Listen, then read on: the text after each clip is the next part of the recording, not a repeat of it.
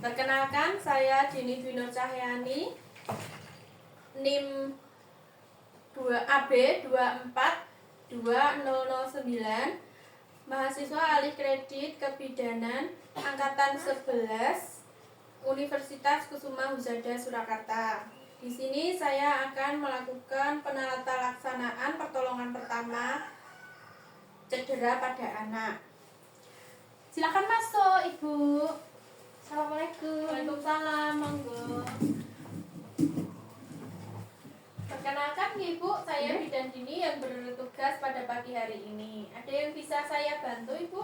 Gini Bu, tadi tuh anak saya tuh hidungnya kemasukan pete Cina itu loh Bu. Oh iya. Tapi ini sih nggak tahu masih apa enggak. Kayaknya tadi udah keluar. Oh iya. Tapi kondisinya udah stabil nih Ibu ini. Sudah. Oke, saya data dulu ya Ibu. Iya. Anaknya namanya siapa nggih Bu? Koko. Nggih, umur berapa? 3 tahun. Nggih, nanti di luar tadi sudah dilakukan pemeriksaan nggih, hasil pemeriksaan suhu, kemudian berat badan, tinggi badan, semua normal nggih? Ya, nanti di sini saya izin nggih Ibu untuk menjelaskan penata laksanaan pertolongan pertama cedera pada anak. Sekitar waktunya itu 10 menit kurang lebih nggih Ibu. Ya, apakah Ibu sudah siap? Sudah. Oke, saya mulai ya Ibu. Iya Bu. Pengertian dari pertolongan pertama pada cedera pada anak yaitu perawatan yang diberikan secara langsung kepada orang terluka atau penyakit yang tiba-tiba. Pertolongan pertama biasanya tidak dilakukan pada tempat perawatan medis yang tepat. Dapat terjadi di mana saja dengan alat bantu seadanya. Kemudian jenis-jenis cedera yang bisa terjadi pada anak itu seperti ada kecelakaan, kemudian tersedak, kemasukan benda asing ke hidung, kemasukan benda di telinga, kemudian luka bakar. Kemudian pada saat terjadi kecelakaan itu seperti nanti jika jatuh, jika terjadi memar itu bisa dikompres dengan air dingin atau air es untuk mengurangi lebam dan menghentikan perdarahan yang terjadi. Untuk menghilangkan nyeri dapat diberikan obat anti nyeri. Kemudian jika memar semakin parah dan terjadi di bagian tulang rawan atau kepala rawan atau di atas telinga seperti ini nggih Bu. Kemudian atau kepala bagian belakang dan terjadi pembengkakan parah, segera dibawa ke rumah sakit. Kemudian jika terjadi luka yang terbuka, luka harus dibersihkan dan segera dihentikan perdarahannya. Membersihkan luka dengan menggunakan cairan steril. Sedangkan untuk menghentikan perdarahan lakukan dengan cara menutup luka dengan kain atau kasa. Kemudian memberikan tekanan supaya tidak terjadi perdarahan lagi. Gitu nggih. Kemudian jika terjadi patah tulang, buka dan periksa area yang cedera. Perban setiap luka terbuka, kemudian balut dan bidai area yang cedera. Kemudian cari pertolongan medis atau segera bawa ke rumah sakit. Gitu nggih Bu. Kemudian ini pada kasus tersedak dengan menggunakan teknik nggih Bu.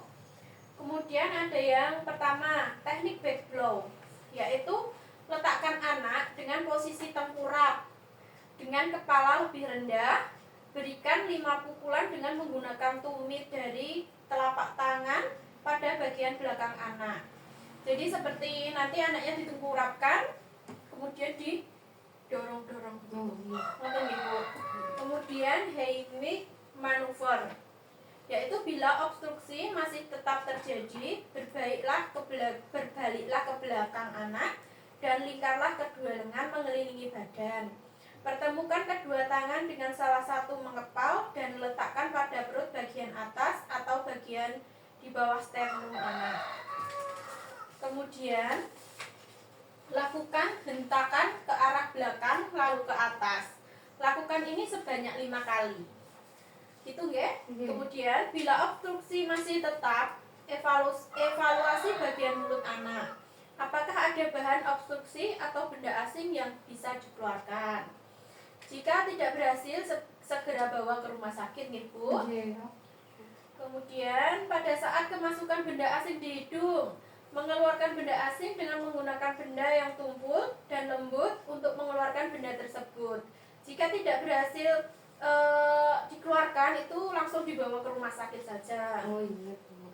Kemudian pada saat kemasukan benda asing di telinga, seperti biasanya cotton yang tertinggal seperti itu, Bu. Kemasukan benda asing berukuran kecil. Cara mengeluarkannya adalah dengan memiringkan kepala ke arah bagian telinga yang kemasukan benda asing. Kemudian kepala bagian lainnya ditepuk-tepuk dengan tangan. Oh iya. Kemasukan serangga, yaitu meneteskan minyak zaitun ke dalam telinga yang kemasukan serangga. Hal tersebut dilakukan untuk membunuh serangga dan dapat menghindari aktivitas serangga yang berbahaya di dalam telinga seperti menyengat atau menggigit. Kemudian jika kemasukan biji-bijian dikeluarkan dengan menggunakan alat bantu seperti korek kuping, tidak boleh menggunakan air atau minyak karena menyebabkan biji-bijian tadi mengembang dan menambah besar, jadinya susah untuk dikeluarkan. Itu nggak Ibu? Yeah.